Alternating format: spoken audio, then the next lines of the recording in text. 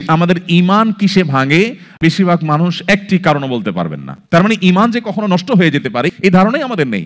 নবী করিম সাল্লাল্লাহু আলাইহি সাল্লাম তখন বলেছেন, তোমাদের ঈমানকে তোমরা নবায়ন করো। হে আল্লাহর রাসূল, আমরা কিভাবে আমাদের ঈমানকে নবায়ন করতে পারি?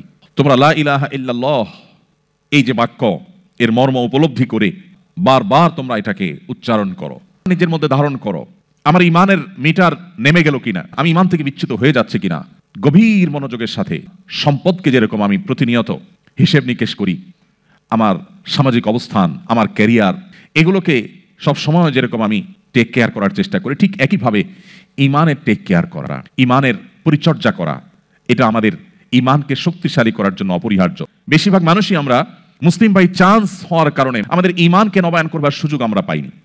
আমি আজকের এই চমৎকার আয়োজনে আমি আমার সকল ভাই বোনদেরকে উদাত্ত আহ্বান করতে চাই, শুধুমাত্র মাল্টিকালচারাল সোসাইটিতেই নয়, আপনাকে শক্তিশালী ঈমান ধারণ করতে হবে। কারণ আমরা সেই সময়ে পৌঁছে গেছি যে সময় সম্পর্কে নবী করিম সাল্লাল্লাহু আলাইহি সাল্লাম ১৫০০ বছর আগে আমাদেরকে সতর্ক করেছেন। নবীজি বলেছেন, এমন একটা সময় আসবে মানুষ সকালে ঈমানদার থাকবে, কিন্তু দিনের মধ্যে এমন কিছু সে দেখেছে, এমন কিছু তার ব্রেইনে ঢুকেছে যে তার ঈমানের আইডেন্টিটি থেকে সে সরে গেছে, সন্ধ্যায় সে বেঈমান হয়ে গেছে। সন্ধ্যায় দিনের শেষ প্রহরে মুসলিম থাকলো, রাত পোহাতে না পোহাতে সকালে হয়তো সে বেঈমান হয়ে গেছে। সামান্য একটু পার্থিব সুবিধা পাওয়ার জন্য, একটু ভালো দিনাতিপাত করার জন্য সে তার ঈমানকে বিক্রি করে দিয়েছে। এরকম একটা সময় আসবে, নবীজি বলেছিলেন, তোমরা সেই সময়ে আসার আগে নেক আমলের প্রতি ধাবিত হও, কম্পিটিশনে অবতীর্ণ হও। ফিতনা পৃথিবীতে এমনভাবে ছেয়ে যাবে, অন্ধকার যেরকম রাত হলে পৃথিবীকে ছেয়ে ফেলে, ভেতরে বাহিরে প্রতিটা জায়গাকে অন্ধকার ছেয়ে ফেলে, রাত হলে যেরকম অন্ধকার সবকিছুকে ছেয়ে ফেলে, ফিতনা গোটা পৃথিবীকে ছেয়ে ফেলবে।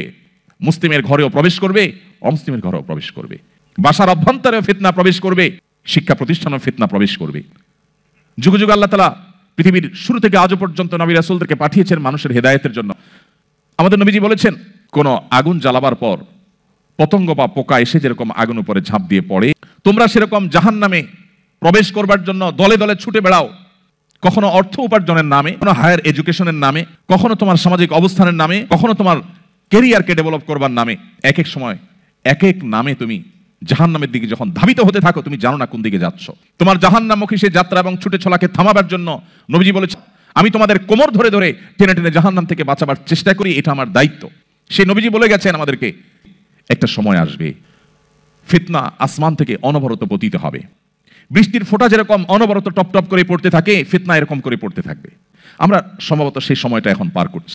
চতুর্দিকে ফিতনার যে ভয়াবহ অন্ধকার, যে ফিতনায় আমাদের অস্তিত্ব বিলীন হওয়া উপক্রম, যদি আমরা ঈমানের উপর অটল থাকতে পারি, তার বৈশিষ্ট্যটা কি? সুবহানাল্লাহ।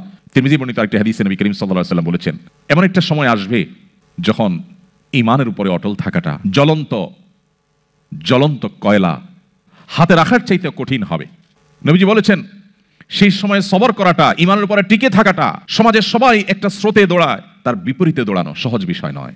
কিন্তু এই কাজটা যারা করতে পারবে, নবীজি বলেছেন, তাদের কাজটা কষ্টসাধ্য এতটাই যে জ্বলন্ত আগুনের কয়লা হাতে রাখার চাইতে বা রাখার মতো কষ্টের, কিন্তু এর বিনিময়টা আবার সেরকম ঈর্ষণীয়। তিনি বলেছেন, 50 জন মানুষ আমল করে যে পরিমাণ সওয়াব পাবে, এই রকম প্রতিকূল পরিবেশে যিনি নিজের ঈমানকে, নিজের মুসলমানিত্বকে যে ব্যক্তি বুলন্দ করে রাখবে, উঁচু করে রাখবে, ধরে রাখতে পারবে, আল্লাহ তাআলা তাকে 50 জন মানুষের আমলের সমপরিমাণ সওয়াব তাকে দান করবেন। তিনি নামাজ পড়বেন 1 রাকাত, সওয়াব পাবেন 50 রাকাতের। তিনি রোজা রাখবেন একটা, সওয়াব পাবেন 50টার। তিনি হজ করবেন একটা, সওয়াব পাবেন 50টার। সাহাবীরা অবাক হয়ে গেলেন। নবী করিম সাল্লাল্লাহু আলাইহি সাল্লাম এই কথা শুনে তারা জিজ্ঞাসা করলেন, হে আল্লাহর রাসূল, আপনি যে বলছেন তখনকার মানুষেরা ঈমানের উপরে টিকে থাকতে পারলে একজনে 50 জনের সওয়াব পাবে, সেই 50 জন কি আমাদের 50 জন নাকি তাদের সময়ের 50 জন? নবীজি তখন বলেছেন, আরে না, তাদের সময়ের না, তোমাদের মতো 50 জনের সওয়াব তারা পাবে। আল্লাহু আকবার। সাহাবায়ে কেরামের যে মর্যাদা, সেটা নতুন করে বলার অপেক্ষা রাখে না। কিন্তু প্রতিকূল পরিবেশে নিজের ঈমানকে যদি কেউ উঁচু করে সেটাকে নিরাপদ রাখতে পারে, জ্বলন্ত কয়লা হাতে রাখার মতো এই কঠিন কাজটি যদি সে করতে পারে, নবীজি সাল্লাল্লাহু আলাইহি সাল্লামের এই ভবিষ্যৎবাণীর আলোকে এই সুসংবাদ সে পাবে। আল্লাহ তাআলা আমাদের সবাইকে শক্তিশালী ঈমানের অধিকারী হওয়ার মধ্য দিয়ে আমাদের ইসলামকে আল্লাহ তাআলা সেফ এবং নিরাপদ রাখার তৌফিক দান করুন।